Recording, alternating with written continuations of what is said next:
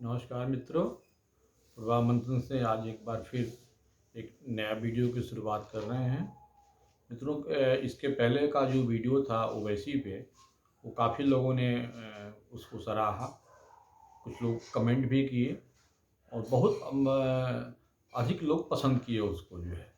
एक दिन में वो अब तक का मेरा जितने भी ये 11वां मेरा वीडियो है, उसमें सबसे ज़्यादा एक दिन में देखने वाला वो वीडियो था। तो हमें आशा है कि उसी तरह का प्रेम और आप लोगों को ये वीडियो भी देखने को मिलेगा। जो लोग अब तक मेरे चैनल को सब्सक्राइब नहीं किए हैं, वो कृपया सब्सक्राइब करें, शेयर करें और आइकन ज़रूर दबाएं ताकि उनको नोटिफिकेशन मिले। आज का वीडियो मेरा राजनीति का अपराधीकरण पे है। ये कोई नया टॉपिक नहीं है। बहुत दिनों से हम लोग जब परीक्षाओं में भी जाते थे, यूपीएससी की हो या पब्लिक सर्विस कमीशन की हो, उसमें भी निबंध लिखने को मिलता था जो है। और ये बहुत जनरल टॉपिक है जो है। जब से पॉलिटिक्स में क्राइम बढ़ा हुआ है, जो भी क्रिमिनल्स हैं इसमें जब चुनाव में उतरने लगे हैं, तब से इसका जो है वो कुछ ज़्यादा ही चर्चा होने लगी है जो है। और समय समय पर चुनाव आयोग पे इस पे एक रोक लगाने के लिए भी मांग उठती रहती है। सवाल यह है कि राजनीति का अपराधीकरण कोई नई बात नहीं है। अगर देखा जाए तो इसको जब से चुनाव हमारे लोकतंत्र में शुरू हुआ है, तब से देखा जाए तो मसल पावर का उपयोग हमेशा होता आया है। और शायद बहुत कम लोगों को मालूम होगा, चुनाव आयोग एक कागज कार्रवाई होती थी जो है, जब बैलेट पेपर पे चुनाव होते थे। हमें याद है कि हम लोग भी जब छोटे थे और गांव में वोट देने जाते थे, तो ये होता कि तुम कितने वोट दिए। कोई दो वोट कहता था, कोई 4 वोट कहता था। तो आप इससे अंदाज़ा लगा सकते थे कि कितना मिसयूज था। और उस समय एक तरह का देखा जाए तो चुनाव बहुत अच्छा नहीं माना जा सकता है जो है, उसको रिगिंग ही कहा जाएगा। आज हम इसलिए धन्यवाद देना चाहते हैं अब पूर्व चुनाव आयुक्त टी.एन. शेषन जी को जो है, आज हमारे बीच में नहीं है, लेकिन हम उनको नमन करते हैं कि उन्होंने बताया कि चुनाव आयोग भी नाम की कोई चीज़ होती है और उसका क्या महत्व है, कितना उसके पास पावर है, और उन्होंने उसका उपयोग करके ये दिखाया। और तब से धीरे धीरे जो है चुनाव नियमित होते गए, अच्छे होते गए और देखा जाए तो लोकतंत्र एक तरह से मजबूत होता गया। पहले बहुत कम लोगों की भागीदारी होती थी, और आज जो है उन्हीं की देन है कि क्रमशः चुनाव आयोग का नियमन होता गया जो है। और आज एक बड़े पैमाने पर काफ़ी लोग मिलकर के चुनाव जो है संपन्न कराते हैं अच्छे ढंग से, बिना किसी मीन्स और अनफेयर तरीके से जो है। लेकिन राजनीति में जो अपराधीकरण है, ये ऐसा नहीं है कि आज का विषय है। जैसा कि मैंने पहले भी कहा जो है, पहले जो भी जिनके पास मसल पावर होते थे, या यूँ कहें कि हर एक जो बाहुबली होते थे, लोग ये नेताओं को जो है वो सहयोग करते थे जो है। और उसके एवज में जो नेता होते हैं वो अपराधियों को जो है संरक्षण देते थे। तो ये खेल जो है वो बहुत दिनों से चलता आया हुआ है। बाद में क्या हुआ कि जब अपराधी खुद भी इतने मजबूत हो गए और उन्हें लगा कि हम जब मैं खुद भी चुनाव लड़ सकता हूँ, तब उन्होंने खुद मैदान में उतर करके और स्वयं नेता बनने की प्रक्रिया में लग गए जो है। और इस तरह से देखा जाए तो अपराधियों का राजनीतिकरण हो गया। अब राजनीति का अपराधीकरण जो है उसमें केवल संरक्षण दिया जाता था, और अब जिनको संरक्षण दिया जाता है वो खुद इतने मजबूत हो जाते हैं कि वो राजनेता बनने की फिराक में हो जाते हैं। और आज अपने अंगुलियों पर तमाम जितने भी अपराधी हैं वो सबको गिन सकते हैं जो है, चाहे वो बिहार हो, उत्तर प्रदेश हो।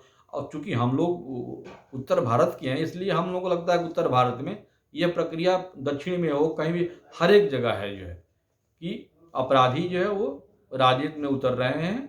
और चूंकि एक जब विशेष अधिकार होते हैं जो विधायक होते हैं, सांसद होते हैं, तो उस विशेष अधिकार को पाने के लिए भी अपराधी काम करता है जो है, ठीक है। अब सवाल उठता है कि आखिर में आम जनता चुनाव करती है तो इन अपराधियों को चुनती क्यों है? कुछ तो कारण तो होगा जो है। देखिए, स्वभावतः मनुष्य जो है वह प्रेम का पुजारी होता है।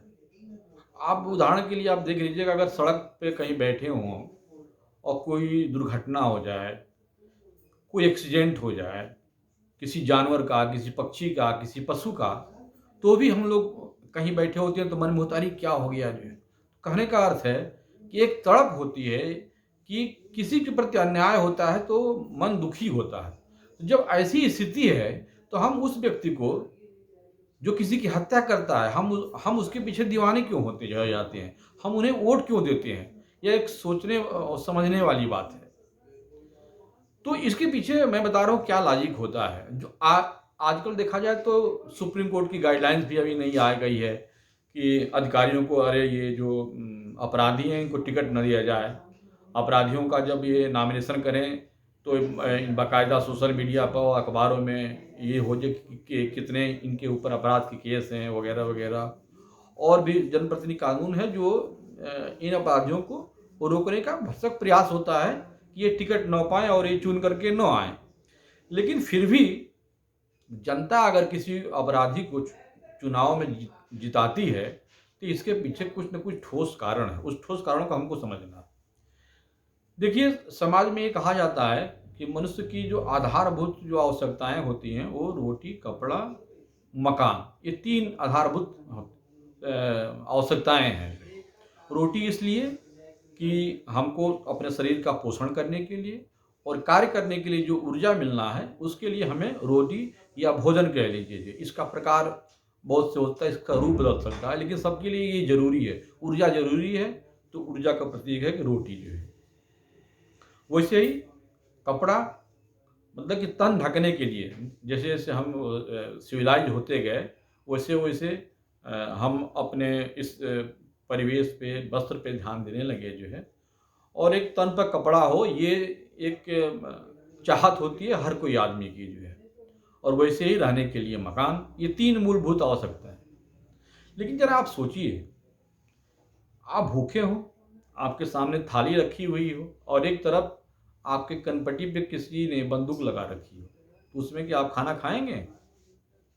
जरा सोचिए, आपका वो भोजन अच्छा नहीं लगेगा। क्यों? इसलिए कि आप खाना क्यों खा रहे हैं? जीवन के लिए ना। तो आप जब जिंदा ही नहीं रहेंगे तो भोजन क्या करेंगे जो है। मेरे कहने का मतलब ये है कि रोटी, कपड़ा और मकान, इन तीनों से प्रमुख चीज क्या है? सुरक्षा, जीवन की सुरक्षा। जीवन की सुरक्षा कौन देता है? किसकी है? कौन गारंटी करता है? ये लोकतंत्र में राज्य सरकारें करती हैं। संविधान में ये है, राज्य सरकारें जो है व्यक्ति के, एक नागरिक की तो सुरक्षा की गारंटी देता है। और सरकार कैसे सुरक्षा देता है? तो कानून व्यवस्था से। नियम होता है, कानून होते हैं, प्रशासन होता है और वो हर आदमी की गारंटी देता है सुरक्षा की। जब किसी भी क्षेत्र में, प्रदेश में जब वो कानून व्यवस्था नाम की कोई चीज नहीं रह जाती है तो वहाँ सुरक्षा जो है वो मिलना चाहिए जो नागरिकों को, वो नहीं मिल पाता है। तो इस कानून व्यवस्था के न रहने से, सरकार नाम की चीज नहीं रह जाती है, तो ये गैप हो जाता है। यानी कि सरकार और कानून नहीं रहने से इसमें एक गैप हो जाता है। इस गैप को भरने के लिए तमाम तरह तरह के लोग, बाहुबली जहाँ भी हैं, छोटे या बड़े, वहाँ आ जाते हैं। और फिर वो जो आम पब्लिक है वो उसके पास जाता है, क्योंकि अब सरकार नाम की चीज तो रह नहीं जाती। तो उसके मालूम है कि इस क्षेत्र का ये आदमी है जो बलशाली है, मसल पावर उसके पास है, हर तरह की शक्ति उसके पास है। तो सपने को संरक्षण देने के लिए वह, चाहे वो अपराधी ही क्यों न हो, वो उसके शरण में चला जाता है। यही मेन समस्या है। चाहे आप कानून कैसा भी बना लीजिए, कठोर से कठोर बना लीजिए, अगर किसी प्रदेश की कानून व्यवस्था सही नहीं है तो वहाँ अराजक तत्व ही हावी हो जाते हैं। और इस तरह से देखा जाए तो अपराधियों का मनोबल जो है बढ़ जाता है। और हमारे समाज में इसीलिए देखते हैं पूरे उत्तर भारत में जो है बाहुबली चुनाव जीत के आते हैं जो है। अगर यही लोगों के अंदर भय और अगर डर यह समाप्त हो जाए किसी अपराधी का, तो निश्चित है, मेरा दावा है कि कोई भी अपराधी चुनाव जीत करके नहीं आएगा।